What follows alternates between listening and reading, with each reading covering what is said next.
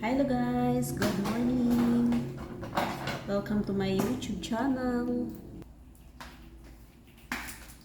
Yung boss ko dumating na galing sa galing sa work. Hindi pa nakaluto si Cordapia.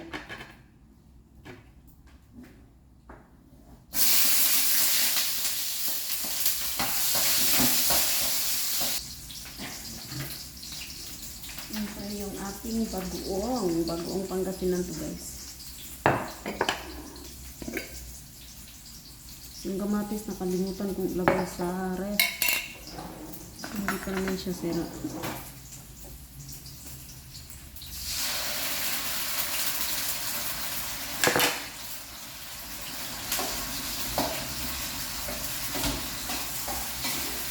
So, masarap sa gulay guys na may maraming kamatis para malasa.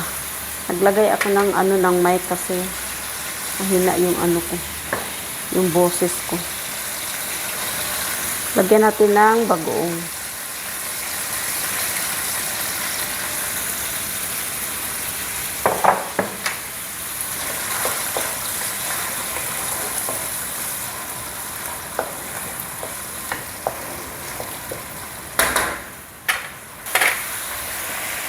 Ilunod na natin tong ating gulay.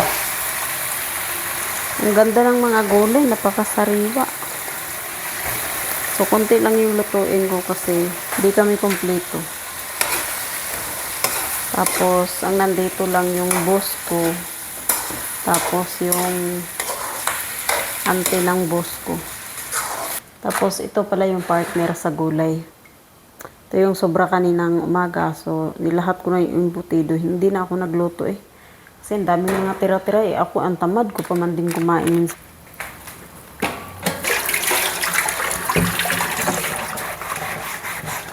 Guys, itong chopping board na to, tinapon na to ng boss ko. Pero yung isa talagang favorite ko na maliit na chopping board na ang dumi na itapon na talaga. Si ate na yung kumuha guys sa lagayan. Siya na ang mismong nagtabi. Kasi bumili siya ng panibagong chopping board. So, dalawa na yung chopping board na bago.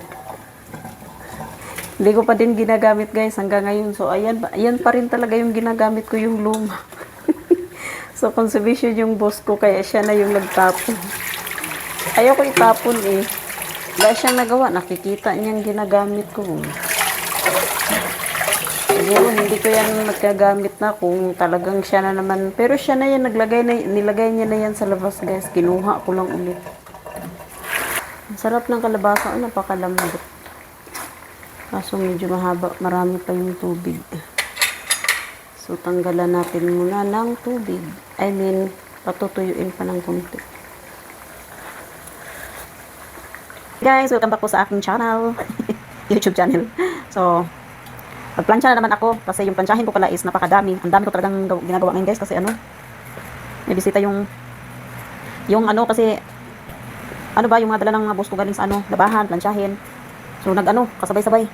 So alas OMG, 12:30 na ng midnight. 12:30 in the midnight but I'm nagplansya pa rin ako.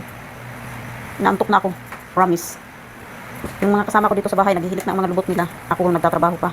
Tapos bukas, busy na naman kasi ang dami kong maglinis din ako gawa ng yun nga, may despedida nga sa Sabado.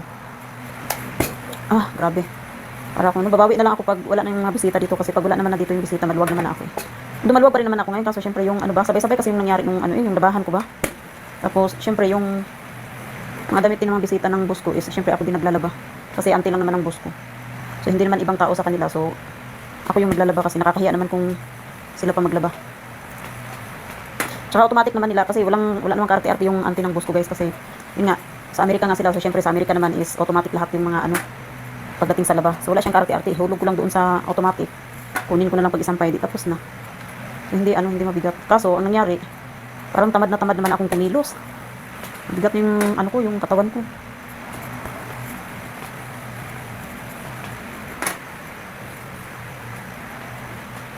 Pero hindi ko naman ito tapusin ngayon kasi marami pa yung plansyahin ko eh.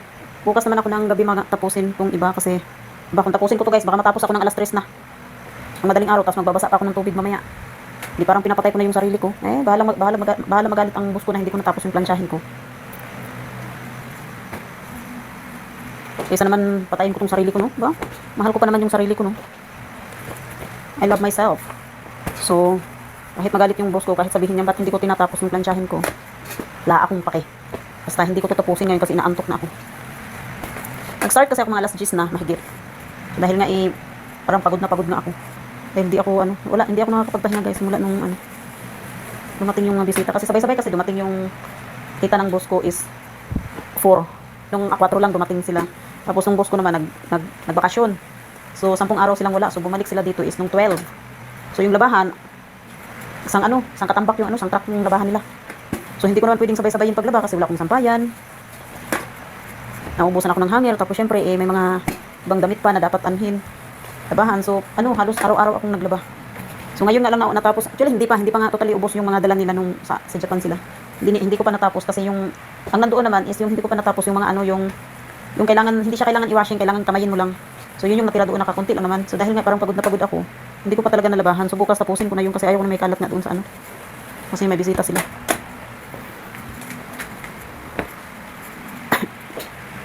Pero okay lang na may bisita yung boss ko kasi mabait naman yung tiyahin ng boss ko eh. Wala siyang problema guys, kasama ko dito ngayon. Wala siyang problema sa bahay. Pagdating naman sa pagkain, lutuan mo lang siya ng gulay. Okay na sa kanya kasi ayaw na niyang karne kasi gawa ng nagsasawa na daw siya doon sa kanila ng karne.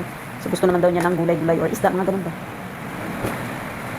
So hindi talaga siya mahirap na kasama. Tapos siya din yung katsikahan ko, yung tita ng boss ko. Nakikisama ba sa akin? So yun.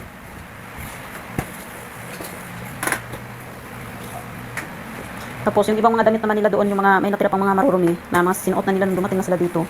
So yun, labahan ko din yun kasi para ayoko na guys, ayoko na may tira pa akong mga damit doon na na mga marurumi. Gusto ko lahat boss. Para isang plancha lang ba. Wala talaga akong swerte sa sugal-sugal eh.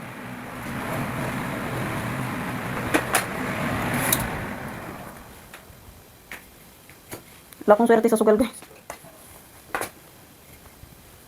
Siguro ganun yata talaga kapag hindi sugarol ba.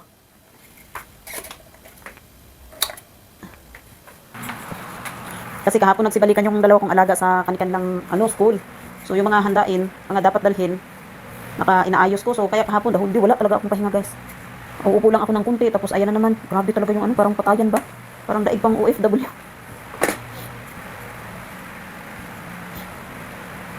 Pero okay lang kasi naman na eh.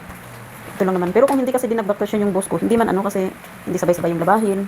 Nagkataon lang kasi nagbakasyon din kaya may bisita pa, kaya talaga, sabay-sabay talaga yung mga labahin. Oh my goodness. Tapos patapusin mo muna ako nitong yung mga 4 na piraso na lang, tas matulog na ako. Kasi hindi ko na kaya guys, mas antok na talaga ako. Laban lang Loray. Para sa kinabukasan.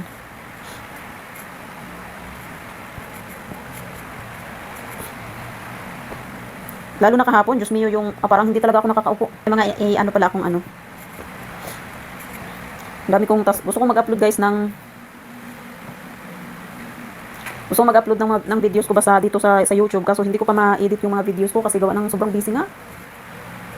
Busy si Korda Pipa. So yun, tapusin ko na lang tong ang hindi ko na nga kaya eh, kasi antok na talaga ako. Bukas na lang tong dalawa, hindi ko natapusin guys. Pero yung natira naman, konti na lang din.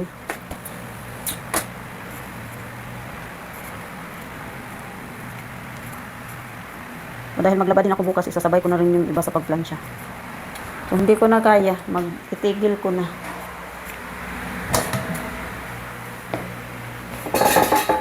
Itigil ko na yung pagpaplansya. Naku, wala akong I'll take you.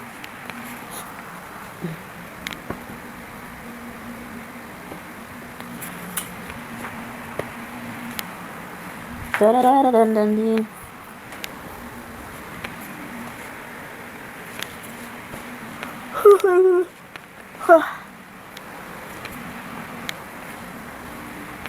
Tiis Loray, tiis patiis. Tatapos ka nang magplansya. Ay, saan yung mga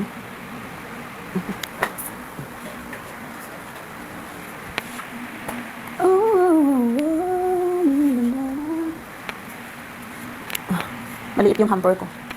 Hindi magkasya.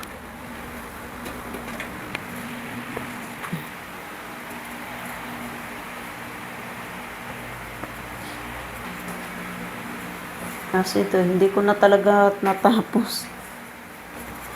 Pagod na si Loray. Mahala na.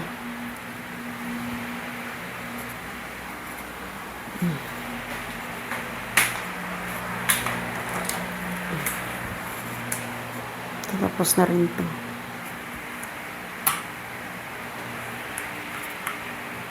Bukas ko na yan ano.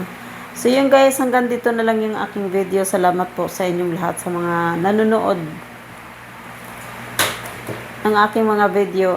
Sana abangan nyo pa rin yung aking mga i-upload na video. Bye guys, God bless, have a good night.